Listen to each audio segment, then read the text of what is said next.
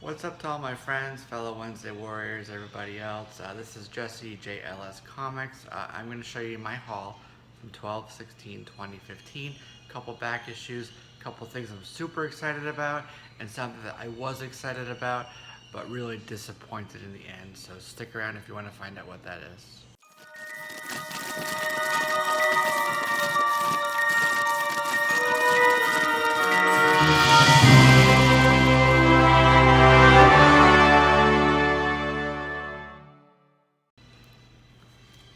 Alright, so I mentioned some back issues. I'm going to go through these. I actually made a video yesterday. It was like 52 minutes long. Way too long. I don't know how many people are going to watch that. But it actually ended up being, it wouldn't upload. So I'm trying to make this condensed, abbreviated version. So I'm going to go through this a little bit quickly because I don't want to have the same upload issues that I did yesterday, alright? So, two back issues. First, I'm a huge fan of Michael Turner, so this plays into that. I'm collecting all his DC stuff. Biggie's, Enrique, if you're watching this, I just commented on that Superman Godfall run. That's my next target after these. But we got Superman Batman, number 13.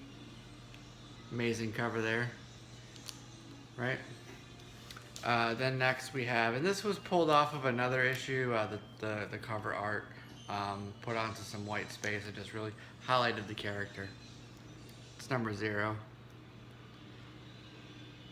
Beautiful, beautiful. Happy lady there. Floating around. That's off of another cover. So, there's that one. Next we have Gwenpool Holiday Special. This is the Robert Rodriguez cover. I'm happy with this one.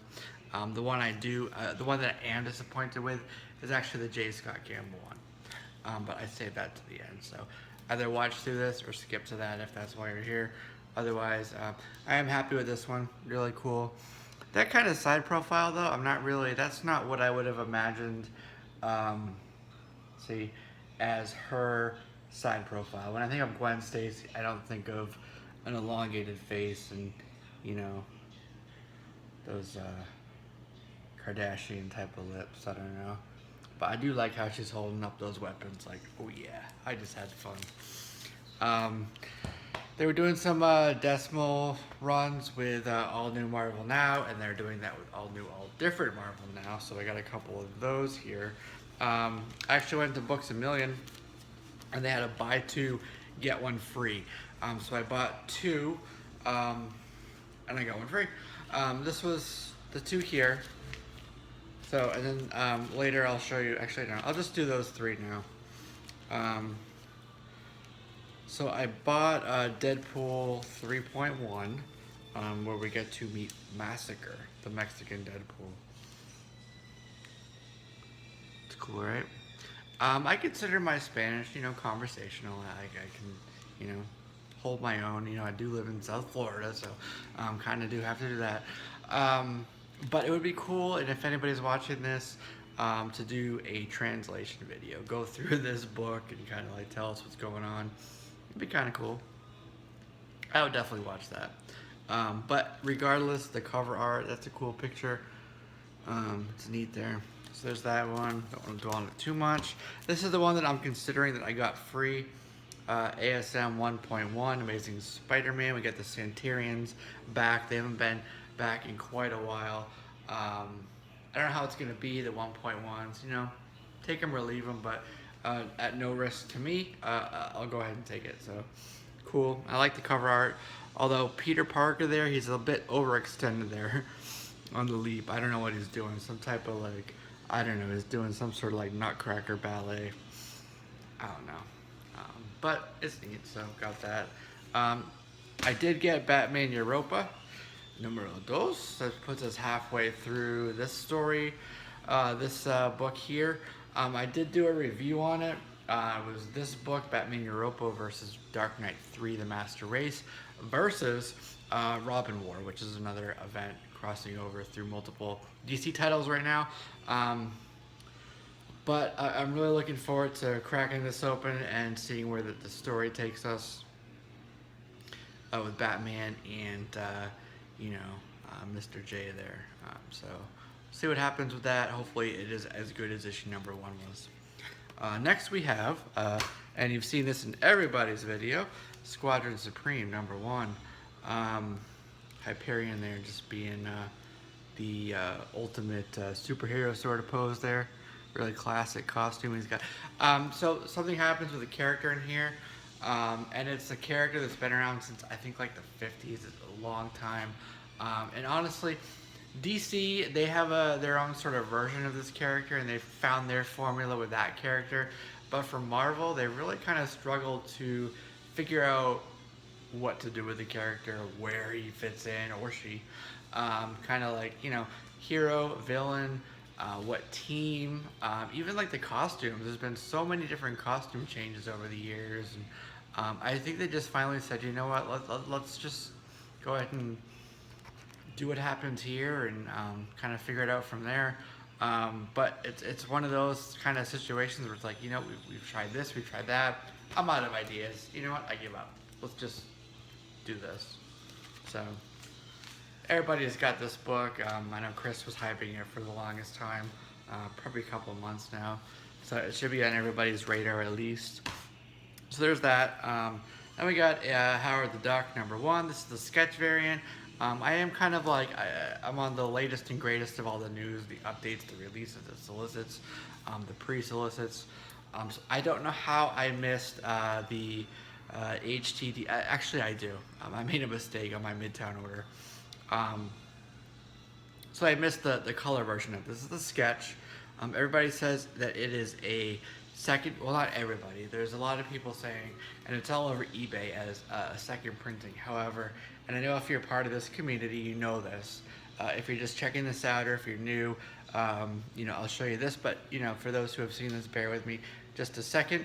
On the barcode, right there, you get 00181, which indicates, so 00, that's just filler for now. It is the first issue, the 8th variant, and the first printing is what that means. You see that here? So it is not a second printing. It's actually the 8th variant of the first issue and a first printing. So interesting there, and it's cool. I like it. So I guess, you know, hashtag fail. Right there, she's saying. That's kind of like what I did with the color version of this, which is a crazy price already. Next one I got, and my shop had an issue with Diamond. Big surprise there. I'm sure you've all heard. You know, Diamond having issues, whether it's orders, shipping delays, the actual packaging itself, you know, strapping too hard. Yes, I said strapping too hard. You know, damaging some books or whatever. So they finally got this in. So happy to have this. I do have the 1 in 25, the Yasmin Putri one, where, you know, Tony's trying to kind of like hit on her a little bit. Mary's just not having it. Heard it. Can't tell me face the tiger anymore. I heard that from Peter. But I do want to kind of put this out there to you guys. It's actually, it's a really cool cover. It actually says Marquez after Romita, right? So apparently Romita had a cover art that sort of like this, you know, I don't know what. But if you could tell me the issue, it's definitely something that I want to put on my pickup list, my books to get. I really, really like this cover. And I know she's like a, you know, she's a drawing. She's a piece of art, but, you know, it's beautiful. She's a really beautiful lady. I'll say it. I'd like to see what Romita did with this. So, Iron Man number 4, regular cover. Next we have Darth Vader Annual. This is the first annual that's come out. Really amazing cover by Lenny Liu, who was actually put on my radar by Vengeance of the Moon Knight. He did a lot of the covers for that. It's really cool. I like these simplistic sort of portrait covers where it's white space in the background, just really highlights the character. In this case, it is you know, Darth. It's all around cool cover. Yeah, I like it. And I actually asked last week at what point do you consider a run complete? I had two answers. One was from shit. Sorry, I was trying to remember the name. So I was asking about, at what point do you consider an issue complete, a run? And I had two answers on my last video, my last haul video. JD Perez, he said it depends. If the storyline requires you to pick up an annual, then yes. But if the annuals are just stories, unto themselves, then no. So that's an interesting answer and very good. And then Archangel, he said when you have all the issues excluding the variants and the annuals, just his opinion, and nice pickups referring to last week. So thank you for that. So the theme there is just the regular runs, the cover A's, and then you got to complete all the other stuff is extra. But my question to JD, so you don't need this, and this is kind of where I stopped with my run. You don't need this annual; it's an extra. However, Vader Down ties into the regular run of Vader and of course Star Wars. So would that be something that you consider necessary to complete your run? You're completing that story arc, or is that also separate? So that's kind of my question to you on that. Just building off of this. Myself, I actually consider the annuals and the one shots and the tie-ins. I do consider those part of the run. So for me to consider my run complete, I do need to have those. Now of course some of the variants I need to have those, but they're not necessary to kind of like air quotes close out a run there. So that's my take on it. But and I know this isn't, a big sampling of the entire world of comicdom, but, if two people are saying consistently, the runs and everything are not necessary, then that definitely, is important there. And I do have another question that I will pose to you guys in a second here. So, Darth, first annual of Darth Vader. Next, we got HQ Harley Quinn, number 23. That's a very cool cover unto itself. I do like the variant cover, however, I am waiting to pick up some other stuff, specifically some J. Scott Campbell variants that are coming up in the near future, which are awesome. And then I got I Hate Fairyland. This is I Hate Fairyland number 3, cover A, regular cover, the non-fuck variant. I'll just call it that.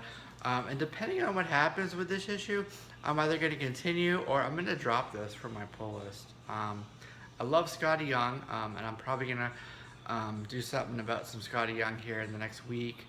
And it's a cool story. I like what he's done with Oz, with this, with the artwork that he's done. But I feel like it's getting a little bit stale. It's kind of like the same story, the same shtick, for like 3 issues now. So if the plot doesn't move forward with this, I may be done with it. So as much as I love the artwork and the hilarity of it, I can only pay to read the same joke so many times. So that's that on that. So this will determine whether I continue with it or not. So that's a big thing. All right, now on to why you may be here. You may have followed me through this few minutes, or you may have skipped to this point. Either way, I thank you. I did get. This is where I'm both happy and disappointed. I got the Gwenpool Holiday Special Midtown Comics exclusive. And it's really beautiful. I'm a huge fan of J. Scott Campbell. Love the artwork.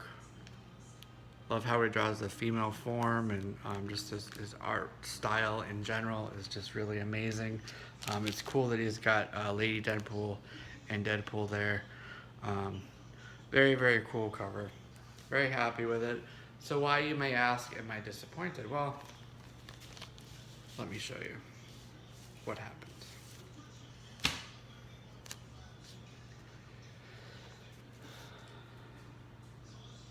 Can you see that? Can't see that side. All right, let me show you this side. See that tear there? And then you see down further below as well. So somehow, there you go, look at that. Somehow on the staples, on the spine, they got pushed in.